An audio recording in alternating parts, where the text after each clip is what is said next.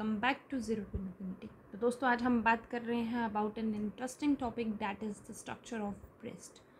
और नीट में जो है डायरेक्टली क्वेश्चन आता है इसका पाथवे, मिल्क पाथवे जो है वो किस तरीके से जो है डक्ट्स एंड एल्वेलाई और एम्पुला जो है वो किस तरीके से उनका अरेंजमेंट है, उसके बारे में आज हम बात करने वाले हैं। तो हम बात करते हैं एनसीईआरटी की इस डायग्राम के ऊपर। एनसीईआरटी की ये डायग्राम की अगर हम बात करें दोस्तों, तो ये जो एनसीईआरटी की डायग्राम हमारे पास है, ये डायग्राम में हमें सबसे पहले चीज़ याद रखनी है। देखिए आपको ये लिटरल व्यू जो है शो कर रहा है। इसके एक तरफ अगर आप देखोगे तो आपको मसल्स, रिब्स और हमारे पास पेक्टोरल मसल्स जो है वो देखने को मिलेंगे। ऑन द अदर हैंड अगर हम बात करें ब्रेस्ट की, तो breast is just a fats, ठीक है। Accumulation of fats is the जो है हमारे पास क्या है, ब्रेस्ट। और कितनी एक्यूमुलेशन है that depends on the size of the breast. अब बात हम यहाँ पर कर रहे हैं कुछ हार्मोन्स पर्टिकुलरली जो रोल प्ले करते हैं हमारे पास। अब यहाँ पे आपको डायग्राम पे lobes, alveolus, duct, ampulla, lactiferous duct, nipples and areola region जो है वो देखने को मिल रहा है। अब हम बात कर रहे हैं अगर हम इसी की, तो हमारे पास कुछ हार्मोन्स हैं पर्टिकुलरली। अगर हम बात कर रहे हैं यहाँ हार्मोन में, तो हम बात करते हैं प्रोलैक्टिन हार्मोन की दोस्तों। तो जो हमारे पास प्रोलैक्टिन हार्मोन है, ये प्रोलैक्टिन हार्मोन जो कि किसका पार्ट है, इंटीरियर पिट्यूटरी ग्लैंड का। दैट मीन्स जो ब्रेस्ट में मिल्क सिक्रेशन होती है दोस्तों, एक काम करेगा मिल्क को प्रोड्यूस करवाने के लिए और एक हार्मोन करेगा उसको इजेक्ट आउट करने के लिए।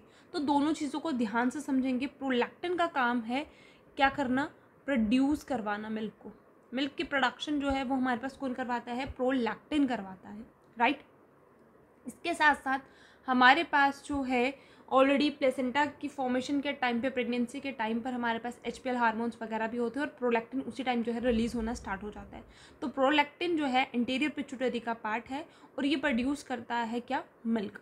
ऑन द अदर हैंड अगर हम बात करें, हमारे पास एक और हार्मोन है that is called as oxytocin hormone.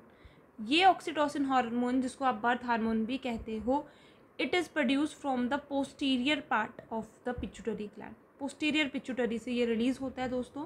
और आप इसको मिल्क इजेक्टिंग हार्मोन भी कहते हो because it helps in the ejection of the milk production. अगर आपसे पूछा जाएगा कि मिल्क प्रोडक्शन कौन करवा रहा है, तो आपके पास डायरेक्ट आंसर होगा that is the prolactin hormone, जो कि एडिनोहाइपोफाइसिस से रिलीज हो रहा है। और ऑक्सीटोसिन जो है वो पोस्टीरियर पार्ट से, that is directly from the neurohypophysis से, राइट। अब बात करते हैं हम फर्दरली इसमें। ये तो हमें पता चल गया कि जो इसमें हार्मोन्स रोल प्ले कर रहे हैं और किस तरीके से जो है हमारे पास जब फीटल इजेक्शन होता है उसके स्टिमुलस के थ्रू जो है ये पूरा प्रोसीजर जो है वो कैरी आउट होता है। तो डैट मीन्स प्रेगनेंसी, उसके साथ साथ हार्मोन्स जो है वहाँ रोल प्ले कर रहे हैं और फिर जाकर जो है ये मिल्क की प्रोडक्शन जो है वो हो रही है, राइट।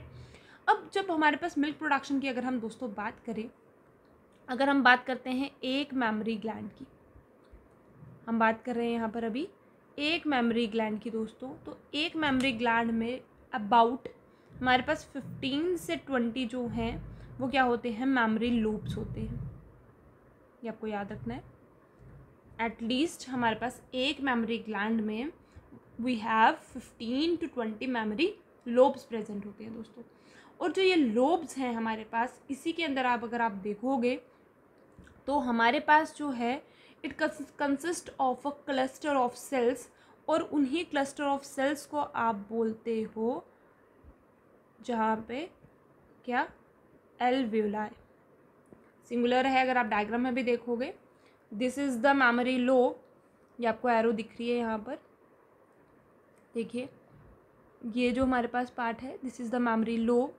इस लोब में हमारे पास जो है, राइट, ये पूरा मेमोरी ग्लैंड है, इसमें कम से कम जो है हमने क्या बोला, 15 से 20 जो है वो क्या रहते हैं, मेमोरी लोब्स रहते हैं। और इन्हीं लोब्स के अंदर अगर आप देखोगे this part, this is called as the alveolus because this is the cluster. ये जो बंच है, ये बंच को आप एक सिंगुलर को बोलोगे क्या, एल्वियोलस बोलोगे, and this cluster togetherly you called it as the alveoli, right. After that ये हमारे पास जो है फर्दरली क्या बनाते हैं, ट्यूब्स बनाते हैं, जिन्हें हम क्या कहते हैं, मेमोरी ट्यूब्स। मेमोरी ट्यूब्स जो हैं वो ओपन होती हैं, यहाँ पे ट्यूब्स मेंशन नहीं की हैं, लेकिन इनकी जो ट्यूब्स हैं directly they pour their secretion into the mammary duct. ये वाली डक्ट आ गई हमारे पास।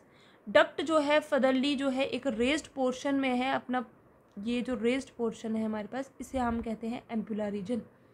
आपको जितना भी दिख रहा है this is the raised portion. ये रेज्ड पोर्शन आप जहाँ पर भी देखोगे उस रीजन को हम क्या बोलते हैं, एम्पुला। और ये एम्पुला रीजन दोस्तों फर्दरली एक और डक्ट में रिलीज होता है जिसको हम बोलते हैं lactiferous duct. Lactiferous that mean lactose milk, वहाँ से याद रखेंगे लैक्टिफेरस डक्ट। और finally it opens into an opening, you called it as the nipple, right. यही बात अब हम यहाँ पर भी बात करने वाले हैं और मैं डायग्रामेटिकली भी आपको ये चीज़ समझाने लगी हूँ। तो क्लस्टर ऑफ सेल्स हमें पहले सीक्वेंस याद रखनी है। मिल्क इजेक्शन की सीक्वेंस क्या है हमारे पास, सबसे पहले हम बात करेंगे एक मेमोरी ग्लैंड है जिसमें कम से कम 15 से 20 मेमोरी क्या है हमारे पास, lobes. Then it collectively form a cluster of cells, you called it as the alveoli. Alveoli जो हैं आपके ओपन होंगे किसमें, मेमोरी डक्ट में। मेमोरी डक्ट दोस्तों आपकी ओपन होगी into a raised portion, you called it as the ampulla region. Ampulla regions जो है वो हमारे पास ओपन होगा into the lactiferous duct, right. And this lactiferous duct furtherly open into the, किसमें ओपन हो जाएगा हमारा lastly, into the nipple, right. और जो निप्पल के आगे पीछे जो एरिया प्रेजेंट होता है this area is called as the areola, right. देख सकते हो आप ये दिस पर्टिकुलरली पार्ट, ये पिगमेंटेड पार्ट जो होता है इसको हम क्या बोलते हैं, एरियोला बोलते हैं, राइट। तो यहाँ तक तो हमें ये चीज़ समझ आ गई। अब यहाँ पर हमारे पास पूरा जो है वो क्या होता है, एक सक्लिंग रिफ्लेक्स होता है जिसकी वजह से वो सक्लिंग रिफ्लेक्स जो है, अभी तक जो है मिल्क प्रोडक्शन यहाँ पे हो रही है, लेकिन मिल्क इजेक्ट आउट कैसे होगा, जब बच्चा जो है सक करता है मिल्क, और मिल्क सक करने से हमारे पास एक रिफ्लेक्स क्रिएट होता है जिसको आप सक्लिंग रिफ्लेक्स बोलते हो। वो पोस्टीरियर पार्ट को और ज़्यादा वो क्या करेगा, स्टिमुलेट करेगा कि ऑक्सीटोसिन जो है मिल्क को इजेक्ट आउट करेगा, कहाँ पर, फ्रॉम द एम्पुला रीजन, ठीक है। तो ऑक्सीटोसिन जो है हमारे पास वो सेंटर रहेगा जिसके थ्रू वो एम्पुला जो रीजन वहाँ पर फिलअप हो गया है मिल्क, वहाँ से वो चीज़ क्या हो जाएगी, इजेक्ट आउट हो जाएगी। सिमिलरली आप इसको इस तरीके से भी देख सकते हो, जैसे ये हमारे पास ये आ गई,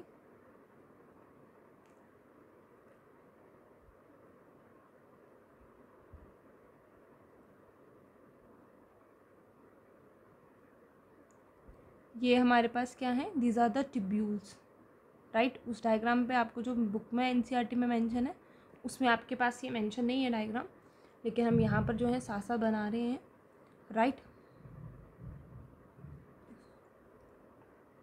इसी तरीके से आपको बहुत सारी ब्रांचिंग्स देखने को मिलेंगी। ये हमारे पास क्या है, एल्वुलस है, right. These are the cluster of cells जिसको आप एल्वुलस बोलोगे। और इसी एल्वुलस के पास आगे पीछे अगर आप देखोगे तो इसी एल्वुलस के पास जो है ये रीजन जो है, for example this is the, ये हमारा क्या आ जाएगा, मेमोरी ग्लैंड। मेमोरी ग्लैंड, इस मेमोरी ग्लैंड में हमने क्या बोला, सबसे पहले हम लोगों ने बोला कि हमारा जो भी ग्लैंड है पूरा का पूरा, उसके अंदर ये हमारे आ जाएंगे क्या, लोब्यूल्स आ जाएंगे, राइट। पूरे ग्लैंड की अगर बात कर रहे हो, उस ग्लैंड के अंदर ये हमारे पास जो है लोब्स है, हमारे लोब्यूल्स जिसको आप कह रहे हो। इन लोब्यूल्स की अगर हम बात करें दोस्तों, तो इसके अंदर ये वाला पार्ट जो है हमारा, it act as the alveolus, right.